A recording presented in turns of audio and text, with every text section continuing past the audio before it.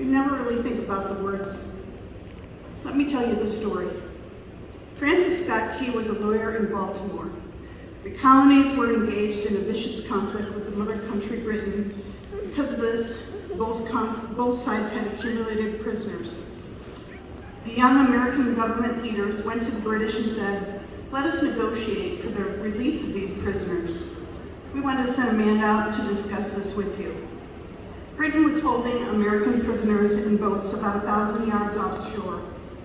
"We will send a man by the name of Francis Scott Key, who will negotiate to see if we can make a mutual exchange." On the appointed day, he went out in a rowboat to the ship, and he negotiated with the British officials. They reached a conclusion that men could be exchanged on a one-for-one basis. Francis Scott Key, jubilant with the fact that he'd been successful, went down below the ship and found a cargo boat full of humanity. He said, "Men, I've got great news for you. Tonight, you're free. I have negotiated successfully for your return to the colonies.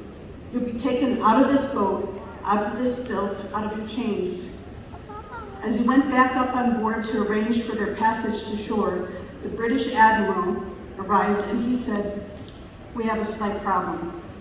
We will still honor our commitment to release those men, but it will merely be academic after tonight. It won't matter." Francis Scott Key said, "What do you mean?" The Admiral said, "Well, Mr. Key, tonight we have laid an ultimatum upon the colonies. Your people will either capitulate and lay down their arms and the colors of that flag that you think so much of, or you see that fort right over there, Fort Henry? We're going to remove it from the face of the earth." Francis Key could feel his heart beating in his chest. How are you going to do that? The Admiral offered his looking glass and asked Key to scan the horizon. He could see hundreds of tiny dots. The Admiral said, "That's the entire British war fleet. All of the gunpowder, all of the armament is being called upon to demolish that fort. They will be within striking distance in about 2 hours." He said, "The war is over. These men would be free anyway." Francis Key said, "You can't shell that fort. That's a large fort. It's full of women and children. It's predominantly not a military fort. Innocent lives will be lost." The Admiral said, "Don't worry about it. We've left them a way out. You see that flag way up there upon the rampart? We told them if they will lower that flag, the shelling will stop immediately, and we'll know they've surrendered, and you'll now be under British rule."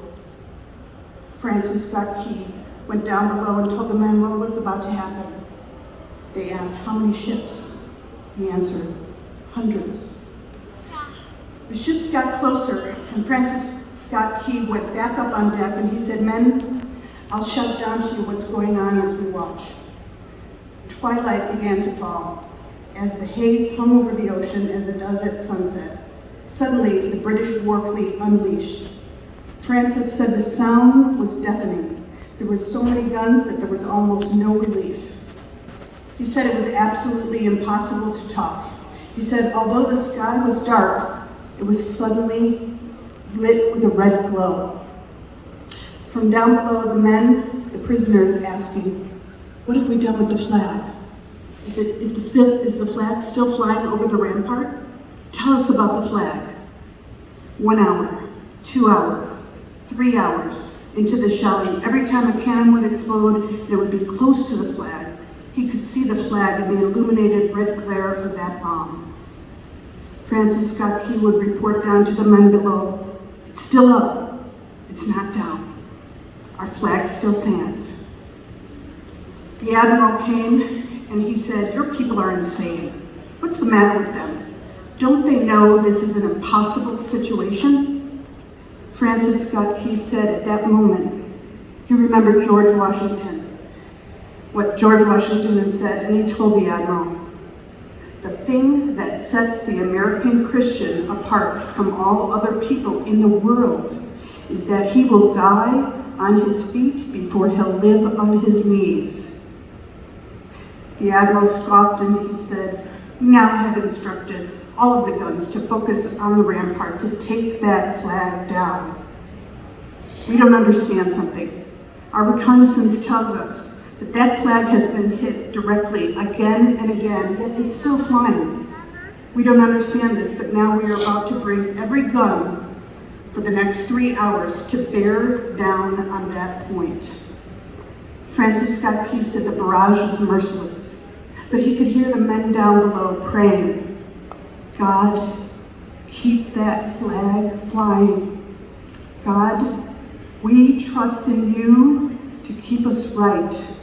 And God, we trust for our new nation. Sunrise came. He said there was a heavy mist hanging over the land. The rampart was tall enough, and there stood the flag, completely nondescript, in shreds. The flagpole itself was at a crazy angle, but the flag was still at the top. Francis Scott Key went off board into Fort Henry to see, and this is what he found. That pole holding that flag suffered repetitive direct hits and had fallen many times. But when men, fathers, sons, who knew what it meant for that flag to be on the ground, although knowing that all the British guns were directed at it, ran over and held it up until they died. Their bodies were removed and others took their place. Francis Scott Key said, what held that flagpole in place at that unusual angle were the bodies of dead patriots. He penned a poem titled In Defense of Fort Henry, which was later laid to music as our national anthem. Read this poem. It's an account of our true history. Ladies and gentlemen, we are once again facing conflict, conflicting morals, ethics, values from the leaders who are directing the future of our nation and Wyoming. I'm Jennifer James, conservative candidate for House District 60 in Green River. This is our home. I'll leave you with the last refrain from Francis Scott Key's original poem. Praise the power that hath made and preserved us a nation. Then conquer we must, when our cause it is just. And this be our motto, in God we trust. And the Star-Spangled Banner in triumph shall wave over the land of the free and the home of the brave. Thank you.